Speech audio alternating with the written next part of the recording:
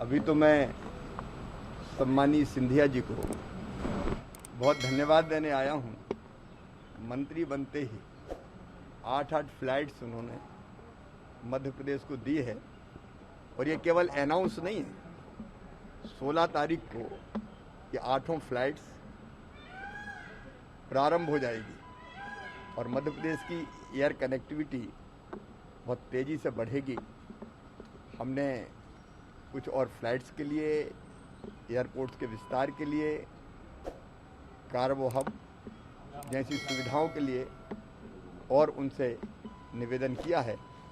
उड़ान योजना के अंतर्गत इंटर स्टेट कनेक्टिविटी के लिए भी मैंने कुछ अनुरोध किए हैं, प्रस्ताव दिए हैं।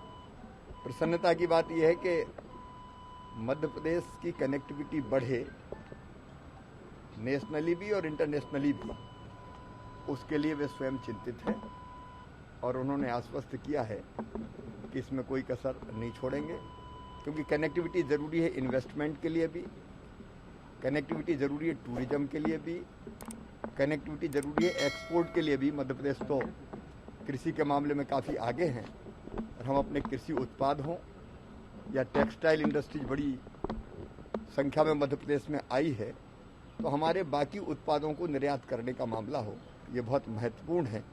और आदरणीय सिंधिया जी को धन्यवाद देते हुए मैं ये कहना चाहता हूँ कि उन्होंने आश्वस्त किया है कि वो कोई कसर नहीं छोड़ेंगे।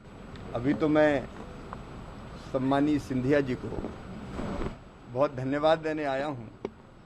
मंत्री बनते ही 8-8 फ्लाइट्स उन्होंने मध्य प्रदेश को दी है और ये केवल अनाउंस नहीं है।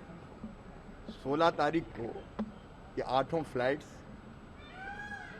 प्रारंभ हो जाएगी और मध्य प्रदेश की एयर कनेक्टिविटी बहुत तेज़ी से बढ़ेगी। हमने कुछ और फ्लाइट्स के लिए, एयरपोर्ट्स के विस्तार के लिए, कार्गो हब जैसी सुविधाओं के लिए और उनसे निवेदन किया है।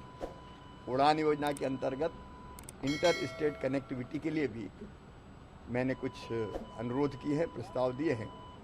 प्रसन्नता की बात यह है कि मध्य प्रदेश की कनेक्टिविटी बढ़े, नेशनली भी और इंटरनेशनली भी, उसके लिए वे स्वयं चिंतित हैं और उन्होंने आश्वस्त किया है कि इसमें कोई कसर नहीं छोड़ेंगे, क्योंकि कनेक्टिविटी ज़रूरी है इन्वेस्टमेंट के लिए भी, कनेक्टिविटी ज़रूरी है टूरिज्म के लिए भी, कनेक्टिविटी ज़रूरी है एक्सपोर्ट के लिए भी। मध्य प्रदेश तो कृषि के मामले में काफ़ी आगे हैं और हम अपने कृषि उत्पाद हों या टेक्सटाइल इंडस्ट्रीज बड़ी संख्या में मध्य प्रदेश में आई है, तो हमारे बाकी उत्पादों को निर्यात करने का मामला हो, ये बहुत महत्वपूर्ण है।